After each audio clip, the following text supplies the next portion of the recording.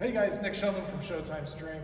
We got Bruce Mason here and we were talking and figured we might as well film this to help everyone out because it's from the people we've helped and the meets we go to, it's one of the biggest reoccurring mistakes we see in the bench press and talking about not using the leg drive. And I think people don't understand how much, it's half your body and your lower body's a lot stronger than your upper body. So creating that tension, creating that power starting from the ground up, leading into a bigger bench press, it will literally add pounds to your bench press with nothing else changing. So Bruce is really good at this, using the full body. So I wanted him to show his rundown of how he would set up, creating torque, creating tension to get maximal leg drive in the press. And a lot of people, it's a misnomer that people think leg drive is just pushing up. And if somebody's ass comes up off the bench and you get red lighted for it, it's because you're not using your legs properly. It's because you're pushing up and you're literally hip thrusting up instead of trying to push yourself back and roll yourself back up onto those traps. So it doesn't matter whether your legs are far apart or up underneath you. Either way, you're never going to be trying to push your hips up. You're always going to be trying to push yourself off the bench backwards. So as I set up and everything else, so I'll go off two different ways to do this. So with feet under and then feet out. If you set up and you get your back nice and tight, just like if you were to bench, and instead I can do this two ways. I can either I can lift my butt up and think that I'm using leg drive, or I can push myself back and I'll actually end up rolling myself off the bench. So that is the difference in how you're going to use leg drive. It's you actually want to try to push yourself off the bench and roll up onto your traps as you have the bench.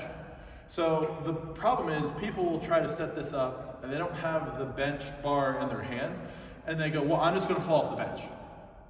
Well, don't push that hard until you have the weight in your hands.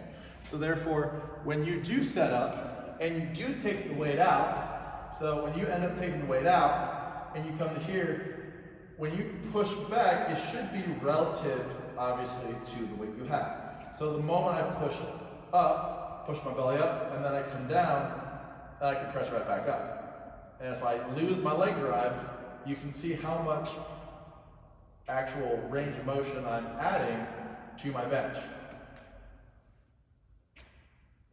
Yeah, so you're talking about anywhere from a 1 to 1.5 board difference of range of motion. So you can take away an inch and a half of your range of motion just from trying to push yourself back. And it's the same thing if I wanted to go wide with my legs.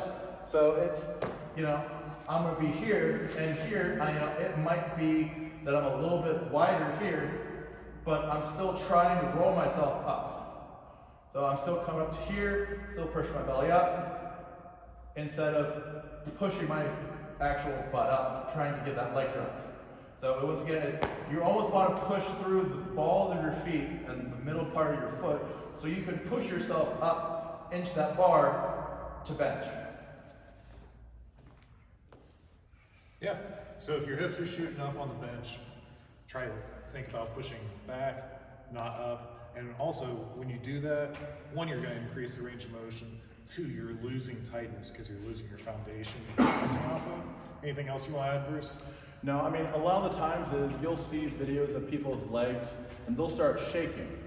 And it's because you're not pushing back hard enough, you may be pushing up. But if you watch a lot of the heavier benchers or when the benches actually occur, your whole body should not be shaking.